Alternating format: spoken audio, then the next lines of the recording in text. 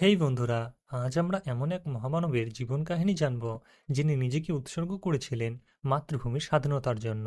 তিনি ছিলেন সেই বিপ্লবী নেতা যিনি ভারতবাসীর হৃদয়ে আশার প্রদীপ জ্বালিয়েছিলেন। তিনি আমাদের সবার প্রিয় নেতাজি সুভাষচন্দ্র বসু। 1897 সালের 23শে জানুয়ারি উড়িষ্যার কটক শহরে জন্মগ্রহণ করেন এই মহান নেতা। ছোটবেলা থেকেই ছিলেন তিনি দৃঢ় প্রতিজ্ঞ ও সাহসী। শিক্ষা জীবনে তিনি অসাধারণ প্রতিভার স্বাক্ষর রেখে 1920 সালে ব্রিটিশ ইন্ডিয়ার সিভিল সার্ভিস পরীক্ষায় চতুর্থ স্থান অধিকার করেছিলেন, কিন্তু ব্রিটিশ শাসনের অধীনে চাকরি করতে অস্বীকার করে পদত্যাগ করেন। ভারতীয় জাতীয় কংগ্রেসের সভাপতি হিসেবে 1938 ও 1939 সালে নির্বাচিত হন।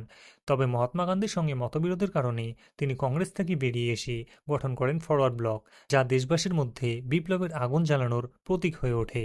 দেশের প্রতি তার অগাধ ভালোবাসা তাকে আজাদ হিন্দ ফৌজ গঠনে প্রেরণা দেয়। তিনি দৃঢ়ভাবে বিশ্বাস করতেন যে স্বাধীনতা কখনো ভিক্ষা করে পাওয়া যায় না, তা অর্জন করতে হয় লড়াইয়ের মাধ্যমে। তিনি বলেছিলেন, তোমরা আমাকে রক্ত দাও, আমি তোমাদের স্বাধীনতা দিব।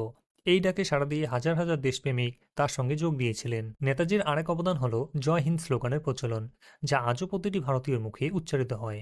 তার নেতৃত্বে আজাদ হিন্দ ফৌজ এক নতুন শক্তি লাভ করে এবং ব্রিটিশদের বিরুদ্ধে সংগ্রামের গুরুত্বপূর্ণ ভূমিকা পালন করে। এমনকি জার্মানি ও জাপানের মতো শক্তিধর দেশগুলির সাহায্য লাভের জন্য তিনি হিটলার ও অন্যান্য নেতাদের সঙ্গে সাক্ষাৎ করেছিলেন। 1945 সালের 18ই আগস্ট সেই দিনটি ছিল একটি মর্মান্তিক দিন, যেদিন খবর আসে যে নেতাজি একটি বিমান দুর্ঘটনায় মারা গেছেন।